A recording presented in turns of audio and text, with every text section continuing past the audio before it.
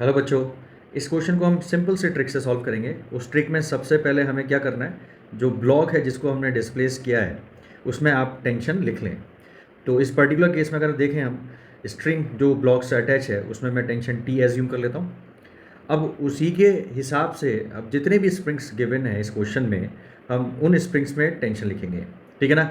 तो जिसका coefficient K4 आप लोगों को दिख रहा है उसमें अगर मैं देखूं तो यहाँ टेंशन टी, यहाँ टेंशन टी, तो इस स्प्रिंग में टेंशन कितनी आ जाएगी, वो 2T के बराबर आ जाएगी।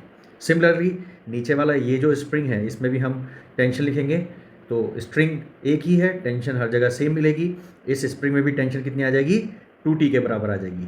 अब K2 वाले स्प्रिंग में अगर हम टेंशन लिखेंगे तो यहाँ पर टेंशन टी, यहाँ पर टेंशन टी, और इसमें टेंशन कितनी आ जाएगी, वो 2T के बराबर आ जाएगी। ठीक। अब K1 वाले में अगर हम टेंशन लिखेंगे तो यहाँ टी, यहाँ टी।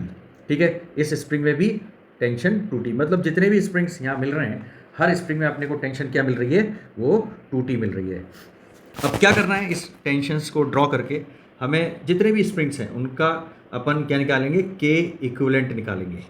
ठीक है। तो के इक्विवेलेंट क्या होता है इस शॉर्ट ट्रिक में, भाई tension in block upon tension in spring का होल स्क्वायर इनटू उसका स्प्रिंग कांस्टेंट।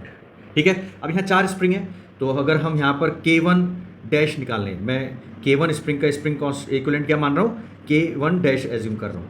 तो टेंशन ब्लॉक में कितनी है, वो T के बराबर है, और K1 वाले स्प्रिंग में टेंशन कितनी है, वो 2T के बराबर है।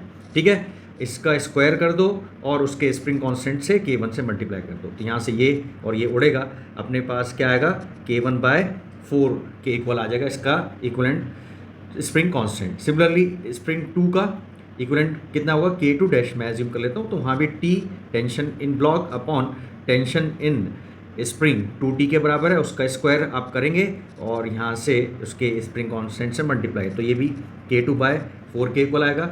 सिमिलरली थर्ड स्प्रिंग जो है उसका इक्वलेंट K3 डैश हम यहाँ पर एज्यूम कर रहे हैं, तो स्प्रिंग इन ब्लॉक कितना है T, और उस स्प्रिंग में टेंशन कितनी है 2T, तो इसका भी स्क्वायर कर दें और K3 से मल्टीप्लाई कर दें, तो ये कितना मिलेगा अपने को, K3/4 मिल जाएगा। सिमिलरली यहाँ पर fourth spring K4 dash tension upon 2T, यहाँ से हो जाएगा उसका स्क्वायर K4, और ये कितना आ गया यहाँ से, K4/4 के इक्वल। अब क्या करना है आपको, इन सारे स्प्रिंग का हम इक्विवेलेंट कोएफिशिएंट ऑफ स्प्रिंग निकालेंगे। तो यहाँ से वो K इक्विवेलेंट जो लिखेंगे, 1/K equivalent is 1/K1 dash plus 1/K2 dash plus 1/K3 dash plus 1/K4 dash. Clear. ये वैल्यूज़ यहाँ पर सब्स्टिट्यूट कर दें तो हमारे पास जो आंसर आएगा वो आएगा 4 कॉमन हो जाएगा, और क्या आएगा, 1/K1 plus 1/K2 plus 1/K3 plus 1/K4, ये मिल गया मुझे 1/K equivalent of the system. अब टाइम पीरियड अगर अपने को यहाँ पर फाइंड करना है तो टाइम पीरियड के लिए हम फॉर्मूला लगाएंगे, T is 2π root over mass upon K equivalent of the system.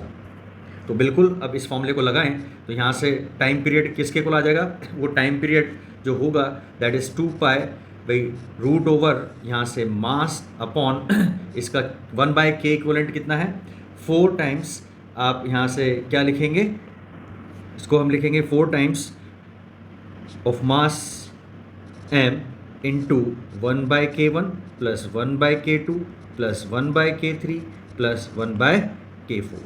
ये आ गया अपना इस पर्टिकुलर क्वेश्चन का आंसर।